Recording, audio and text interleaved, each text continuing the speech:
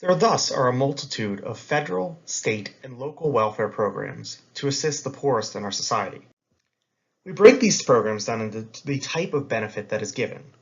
We consider these first in-kind benefits versus cash benefits. In-kind benefits are receiving things like an actual tangible good or a service, be it something like insurance, versus cash benefits, the more traditional way we think about welfare, actually money. The most prevalent in-kind benefits programs typically have to deal with food. The largest amongst these is the SNAP program, or Supplemental Nutrition Assistance Program. This is the food stamp program we're typically familiar with. Beyond this, we address food in schools through the free and reduced school lunch programs, as well as we address gaps in these programs through the WIC program, Women, Infants, and Children. Basically, women pregnant, postpartum, or breastfeeding are eligible, and infants up to their first birthday and children up to their fifth birthday are eligible for additional or supplemental assistance. As I previously mentioned, the largest of these in-kind programs is SNAP. The goal of this program was to eliminate hunger. I know, a pretty lofty goal. While the program was created by the federal government, it ultimately is left up to the states to administer this program. Why does it do this? Well, for efficiency, and from the standpoint that states know their populations better than the federal government ever could. The way it works is essentially a set amount of funds are set aside based upon the size of your family, which can be used to purchase certain products at grocery stores and other stores selling food goods. In the past, they actually used to give coupon booklets out from this program, and this is where the name food stamps came from.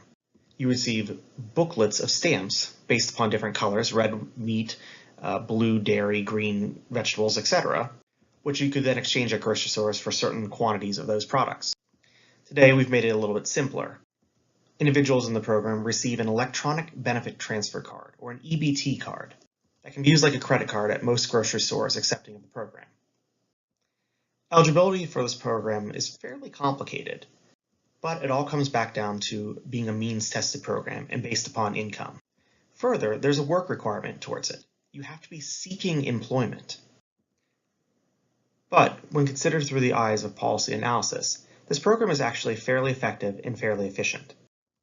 However, being a counter-cyclical program, that is, when times are bad, demand is up, we are seeing increased need in our community and increased demand on the SNAP program, in particular amongst households with the elderly and those with children. Another in-kind food-related program that is growing today is the Free and Reduced Lunch program. The goal of this program is to provide free or reduced breakfast and lunch to students from low-income families. Eligibility for this program is that a family can earn up to 130% of the federal poverty line and still be eligible for this program.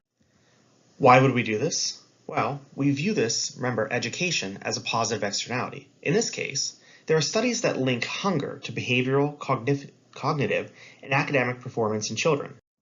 Basically, think about it this way. When you're hungry, are you able to concentrate? Thus, if we want the best trained workforce possible, we want to give every child the opportunity to learn and develop.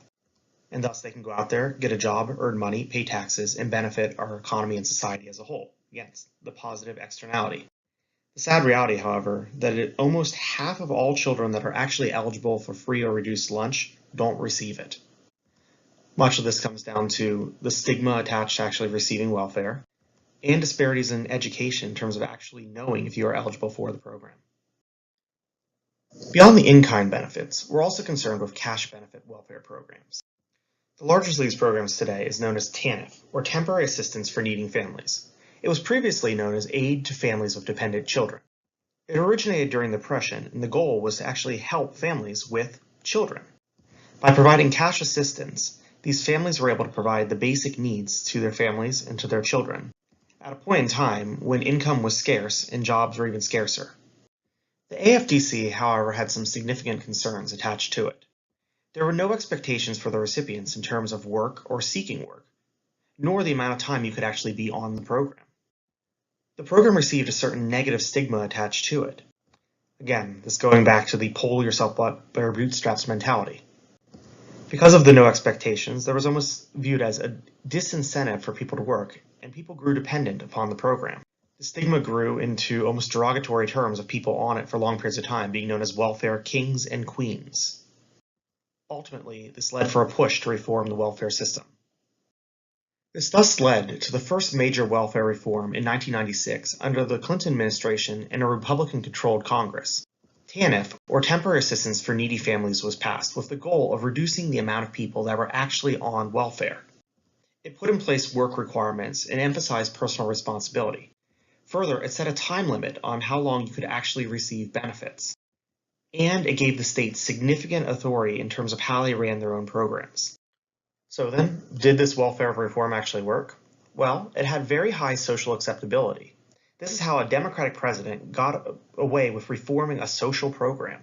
It was supported by the public. It was seen as going in the right direction. Further, it was viewed as being highly efficient. At least initially, there was cost savings. We had about a 38% drop in caseloads in the first 2 years. But this number can be a little misleading.